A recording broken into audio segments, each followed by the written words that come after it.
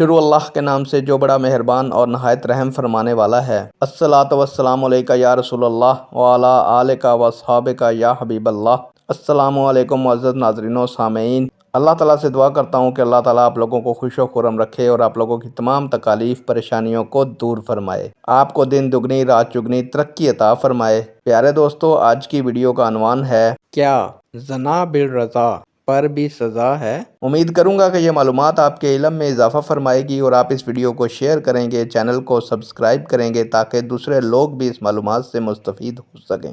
بڑھتے ہیں ویڈیو کی جانب۔ پیارے دوستو، اسلامی قوانین کے مطابق زنا سے مراد ایسی مباشرت ہے جو اپنے وقوع میں غیر قانونی ہو۔ اسلام نے زنا میں دونوں مفاہیم کو شامل کیا ہے، ایک قبل ازدواج جمع جو کہ نکاح یعنی شادی سے پہلے یا غیر شادی شدہ افراد کے مابین ہو، اور دوسرا بیرون ازدواج جمع جو کہ اپنے غیر منکوحہ مرد یا عورت سے کیا جائے۔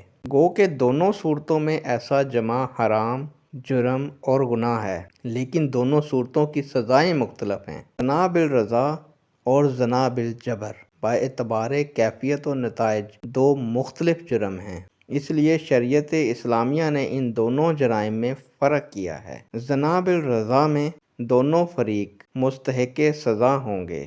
اگر زانی جوڑا شادی شدہ ہے تو جرم کے ثابت ہونے پر دونوں کو سنگسار کیا جائے گا، اگر دونوں میں سے ایک شادی شدہ ہے تو سنگسار کیا جائے گا۔ اگر دونوں غیر شادی شدہ ہیں تو سورہ نور کی آیت نمبر 6 کے حکم کے مطابق ان کو 100 کوڑے مارے جائیں گے۔